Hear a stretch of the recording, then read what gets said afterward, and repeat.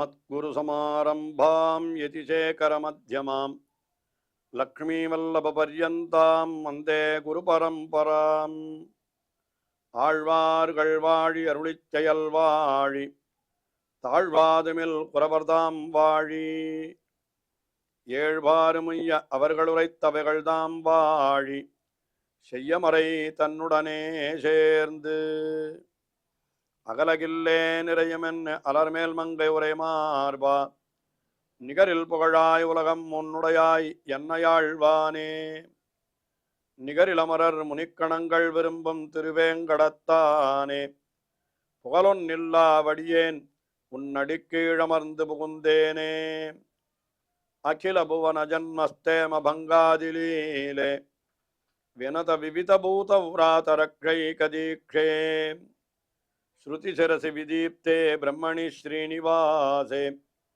பவது மம பரஸ்மின் சேமுழி பக்திரூபா श्रीमान वेंकटनाथार्य कवितार्किककेसरी वेदांताचार्यवर्यो मे सन्निधत्तां सदा हृदि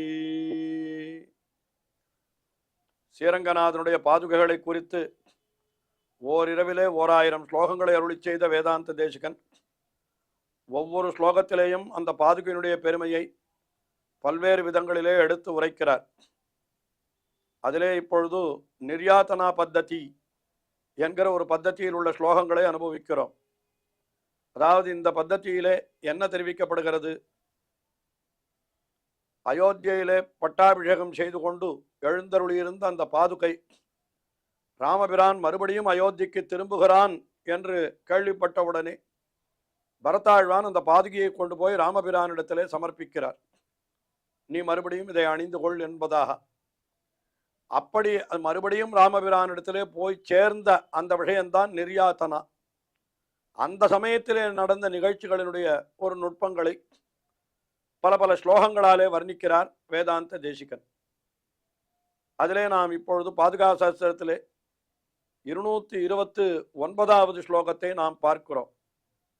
இந்த 229வது ஸ்லோகத்திலே என்ன தெரிவிக்கிறார் என்னால், ராமபிரானுடைய பாதுகை அதை திரும்பி வருகிற பொழுது பரதன் கொண்டு வந்து ராமபிரானிடத்திலே அப்படி சமர்ப்பித்தான். இது ஏற்கனவே ராமபிரானுக்கு முன்னாலேயே இந்த பாதுகைக்கு பட்டாபிஷேகம் ஆயிருக்கிறது அல்லவா. ஆயினாலே அவள் என்ன பண்ணினாள்? சீதையானவள் அந்த பாதுகையை வணங்கினாள். ராமபிரானுடைய பாதுகை என்கிறபடியினாலே அந்த பாதுகையை வணங்கினாள் என்று அந்த அர்த்தத்தை தெரிவிக்கிறார் இந்த ஸ்லோகத்திலே.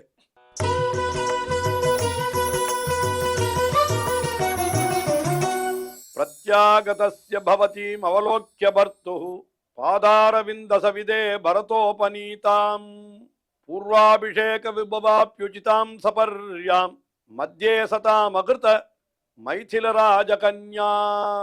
பவதீம் அவலோக்கிய, அந்த சீதை மைதில ராஜகன்யா என்கிறார். மைதில ராஜகன்யா என்னால் மிதிலா நகரத்து அரசனுடைய பெண்ணான மைதிலி, அதாவது ஜனகருடைய பெண். அது ஜனகருடைய பெண் என்னால் ஜானகி என்று சொல்ல வேண்டும். மிதிலா நகரத்து பெண் என்னால் மைதிலி என்று சொல்ல வேண்டும். அவள் கீழே பூமியிலே கிடைத்தவள் என்ற அந்த கலப்பை நுனியாலே அப்படி தோண்டுகிற பொழுது கிடைத்தாள் என்கிறபடியினாலே அவளுக்கு சீதா என்று பெயர். விதேகராஜனுடைய புத்திரியாகினாலே அவளுக்கு வைதேகி என்று பெயர் என்று பல பல பெயர்கள் பிராட்டிக்கு சொல்லப்படுகிறது. இங்க மைதிலராஜகன்யா அவள் பார்த்தா என்ன பார்த்தாள்? பிரத்யாகதஸ்ய பவதீம் அவலோக்கியா, அதாவது திரும்பி வருகின்ற பொழுது அது பவதீம், அந்த பர்த்துஹு பாதாரவிந்த சவிதே, தன்னுடைய கணவனான ராமபிரான் அவனுடைய பாதார விந்தம், அதாவது தாமரைப்பூ போன்று இருக்கக்கூடிய திருவடிகளினுடைய சமீபத்திலே உன்னை கொண்டு பரதோபநீதாம், பரதனாலே கொண்டு வந்து அப்படி சேர்க்கப்பட்டது. இப்போ அந்த பாதுகைக்கு ஒரு பெருமை வேறு சேர்ந்திருக்கிறது.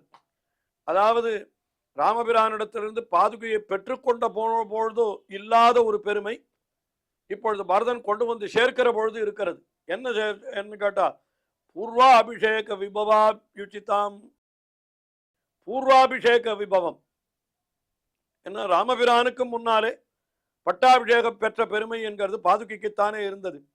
அந்த பெருமைக்கு தகுதியாக என்ன பண்ணினான்? சதாம் மத்தியே அங்க இருந்த நல்லோர்கள், வசிஷ்டர், இன்னும் யார் யார் மகர்ஷிகள் இருந்தாலோ எல்லாரும் அவர்கள் நடுவில் இருக்கிற பொழுது இவள் என்ன பண்ணினாள்? மைத்தில ராஜகன்யா சபர்யாம் அகிருத்தா, சபர்யாம் அகிருத்த, வேண்டிய பூஜைகளை செய்தாள்.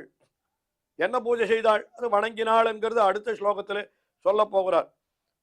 அந்த பாதுகையினுடைய பெருமைக்கு தகுதியான ஒரு பூஜையை, அதுவும் தன்னுடைய பர்த்தாவினுடைய பாதுகை, அதுவும் போகிற பொழுது சாமான்யமாக சென்ற பாதுகை இப்பொழுது பட்டாபிஷேகம் பண்ணி கொண்டு ராஜஸ்தானத்தில் ராஜாவாக இருந்து கொண்டு அது வருகிற பாதுகை. அதனால் அந்த பாதுகைக்கு தகுதியாக இந்த சீதா பிராட்டியானவள் அஞ்சலி செய்தாள், அதாவது பூஜை செய்தாள் என்று இந்த ஸ்லோகத்திலே சொல்லுகிறார். அது அஞ்சலி செய்தாள் என்று அடுத்த ஸ்லோகத்திலே தெரிவிக்க போகிறார்.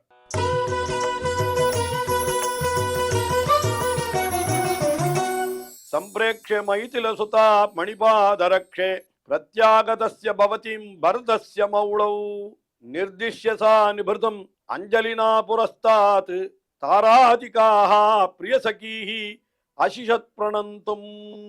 சம்பிரேக்ஷே மைதில சுதா, மைதில சுதா, மைதில சுதா என்கிறது மிதிலா நகரத்து அரசனான ஜனகனுடைய பெண்ணான சீதை பிராட்டி. அவள் என்ன பண்ண? மணிபாதரக்ஷே துவாம் சம்பிரேக்ஷியா, உன்னை பார்த்தாள். அது எப்படின்னா பரதஸ்ய மௌளோ பிரத்யாகஸ்ய பவதீம், பரதாழ்வான் தன்னுடைய தலையிலே தாங்கி கொண்டு வருகிறான் அந்த பாதுகையை. அதை பார்த்த உடனே நிர்திஷ்யசா நிபிருத்தம் அஞ்சலினா புரஸ்தாத்து, முதல்ல என்ன பண்ணினா அதை காட்டி தான் அஞ்சலி பண்ணினாள், தன்னுடைய கை கூப்புதல். நிர்திஷ்யசா அந்த பாதுகையை காட்டி நிபிருத்தம் சா அஞ்சலினா புரஸ்தாத்து, அதன் முன்னாலே தான் கையை கூப்பி அஞ்சலியை பண்ணினாள்.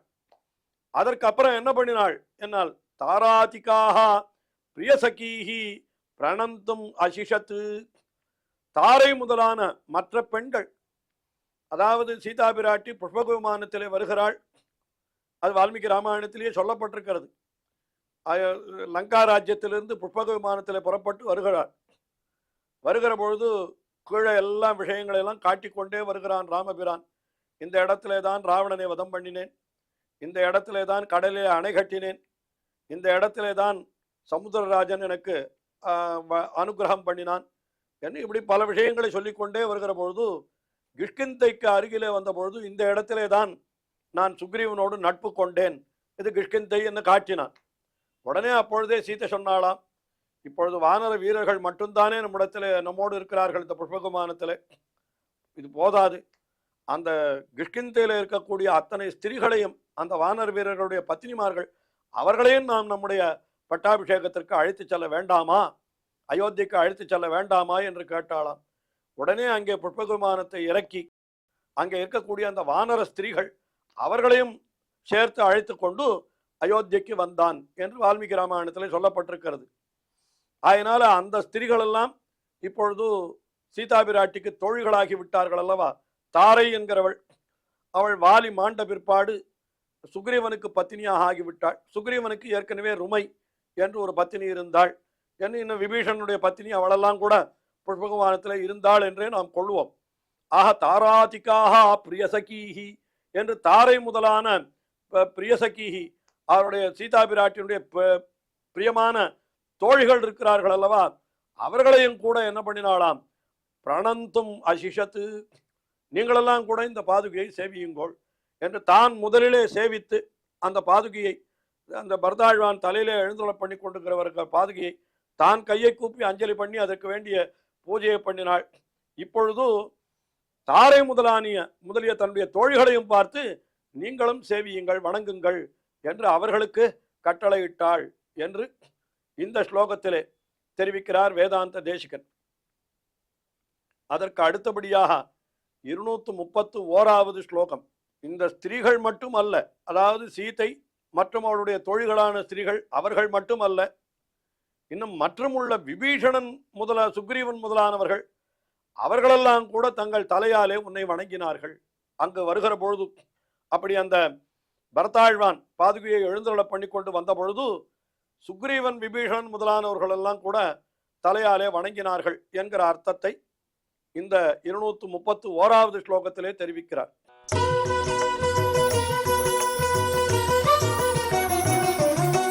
துல்யேபி தேவி ரகுவீர பதாஸ்ரயத்வே பூர்வாபிஷேகம் அதிகம்ய கரீயசி த்வம் தேனைவ கல்வபஜதாம் மணிபாதரக்ஷே ரக்ஷைஹி ப்ளவங்கமபதி பவதீம் சமூர்தனா. துல்யேபி தேவி ரகுவீர பதாஸ்ரயத்வே, ராமனுடைய திருவடியை ஆசிரிப்பது என்கிறது சமமாகத்தான் இருக்கிறது. துல்யேபி என்னால் என்ன அர்த்தம்? முன்னாலே ராமபிரானுடைய திருவடிகளை அடைந்திருந்தது பாதுகை, இப்பொழுதும் ராமபிரானுடைய திருவடிகளை அடைகிறது பாதுகை. மறுபடியும் கொண்டு வந்து சேர்க்கிறாள் பரதாழ்வான், இப்பொழுதும் அடைகிறது. ஆனா கூட முன்ன இருந்ததற்கு இப்போ இருந்ததற்கு ஒரு வித்தியாசம் இருக்கிறது. என்ன காரணம்? பூர்வாபிஷேகம் அதிகம்ய கரீயசீத்வம். ராமபிரானுக்கு முன்னாலே அந்த சிம்மாசனத்திலே வீற்றிருந்த பெருமை, பட்டாபிஷேகம் செய்து கொண்டு வீற்றிருந்த பெருமை இப்பொழுது அந்த பாதுகைக்கு ஏற்பட்டிருக்கிறது. அப்படிப்பட்ட கரீயசி பெருமையுடையவளான உன்னை, அந்த பாதுகையை என்ன பண்ணினா? தேனைவகலு அபஜதாம் மணிபாதரக்ஷே. அதனால என்ன பண்ணினா? உன்னை அடைந்து அந்த ரக்க பிளவங்கம பதி, ரக்கப்பதி பிளவங்கமபதி என்று 2 பேரையும் சொல்லுகிறார். ரக்கப்பதி என்னால் ராட்சசர்களுக்கு தலைவனான விபீஷணன், இப்பொழுது அவன்தானே தலைவன். பிளவங்கமபதி என்னால் அந்த வானரர்களுக்கெல்லாம் தலைவனாரு, அவன்தான் சுக்ரீவன். அவர்களெல்லாம் என்ன பண்ணினார்? அவர்கள் முதலானோர்கள், அவர்கள் மட்டுமானு கேட்டார். விபீஷணனே வணங்கினான் என்னால் அவனோடு வந்த ராட்சசர்கள் அத்தனை பேரும் வணங்கினார்கள் என்று கொள்ளணும். சுக்ரீவனே வணங்கினான் என்றால் அவனோடு வந்த அத்தனை வானரர்களும் வணங்கினார்கள் என்று கொள்ள வேண்டும். இப்படி ரக்ஷ பிளவங்கமபதி பவதீம் ஸ்வமூர்த்னா அபஜதாம், அவர்கள் அத்தனை பேரும் தங்களுடைய தலைகளாலே உன்னை அடைந்தார்கள். அத்தனை பேரும் இந்த பாதுகையை தங்களுடைய தலைகளாலே வணங்கி அப்படி சேவித்தார்கள். ராமபிரானை வணங்குகிறது ஆச்சரியம் அல்ல. ராமபிரான் அங்கேயே இருக்கிறான். ஆனால் ராமபிரானுடைய பாதுகைகளை இவர்கள் வணங்குகிறார்கள். அதுதான் ஸ்ரீவைஷ்ணவர்களை நாம் வணங்குகிறோம் என்று சொன்னால் அவர்கள்லாம் எம்பெருமானுடைய பாதுகை ஸ்தானத்தில் இருப்பவர்கள். அதனால தான் அவர்களை நாம் வணங்குகிறோம். சாதாரணமாக கூட கேட்பார்கள், கோயிலே சென்றால் நாம் அங்கே இருக்கக்கூடிய பெரியவர்களை வணங்கலாமா? என்னால் சில பேர் சொல்லுவார்கள், கோயிலுக்குள்ள போனால் பெரியவர்களை வணங்கக்கூடாது, பெருமாளைத்தான் சேவிக்கணும்னு. ஆனால் ஸ்ரீ ராமானுஜர் அவருடைய வாழ்க்கையில் நடந்த ஒரு நிகழ்ச்சியாக இதை எடுத்தே காட்டியிருக்கிறார். கோயிலுக்குள்ளே சென்றாலும் கூட ஸ்ரீ வைஷ்ணவர்கள் பெரியவர்கள் இருந்தால் அவர்களை வணங்குவது தவறல்ல என்று ஸ்ரீ ராமானுஜர் எடுத்து சொல்லியிருக்கிறார். அதற்கு என்ன காரணம்? இவர்கள் யாரை வணங்குகிறார்கள்? எம்பெருமானுடைய அடியவர்களை, பாதுகை ஸ்தானத்திலே இருப்பவர்களை வணங்குகிறார்கள். பாதுகையை வணங்கினால் அந்த பெருமை பாதுகைக்கு சேருமா, பகவானுக்கு சேருமா? அதனால அடியவர்களை வணங்கினாலும் அந்த வணக்கமும் கூட அடியவர்களுடைய எஜமானனான எம்பெருமானுக்குத்தான் சேரும். அதனால் கோவிலுக்கு உள்ளேயும் கூட ஸ்ரீ வைஷ்ணவர்களை வணங்கினால் அது தவறல்ல என்றே ஸ்ரீ ராமானுஜர் அருளி செய்தார் என்கிற ஒரு அர்த்தமானது ஒரு திருவிருத்த பாசுரத்திலே வியாக்கியானத்திலே எடுத்து காட்டப்பட்டிருக்கிறது. ஆயினாலே இங்கே ராமபிரான் நேரே இருக்கிற பொழுது அவனை விட்டு விட்டு என்ன பண்ணுகிறார்கள்? இந்த சுக்ரீவன், விபீஷணன் முதலானவர்கள் எல்லாம் என்ன பண்ணா? பவதீம் ஸ்வமூர்த்னா அபஜதாம், உன்னை வணங்கினார்கள், பாதுகையை வணங்கினார்கள் என்று அந்த அற்புதமான அர்த்தத்தை. அப்ப பாதுகையை வணங்குவது என்பது இங்கே நாம் கொள்ள வேண்டும் என்னால் அடியவர்களை நாம் வணங்குவது எம்பெருமானுடைய பாதுகையை வணங்குவது போலே என்று அப்படி நினைக்க வேண்டும் என்கிற அர்த்தத்தையும் இங்கே சேர்த்து அனுபவிக்கலாம். இன்னும் தொடர்ந்து அனுபவிப்போம். ஸ்ரீயக்காந்தாய கல்யாண நிதயே நிதயேர்த்தினாம் ஸ்ரீவேங்கட நிவாசாய ஸ்ரீனிவாசாய மங்களம். ஸ்ரீமத் சுந்தர ஜாமா திருமுனிமானசவாசினே சர்வலோக நிவாசாய ஸ்ரீனிவாசாய மங்களம்.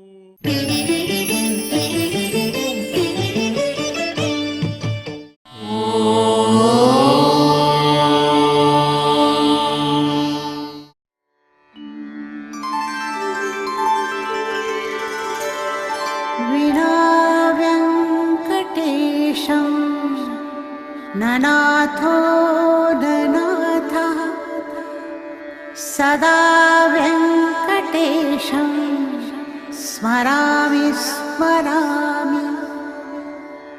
हरे वेङ्कटेश प्रसीद प्रसीद.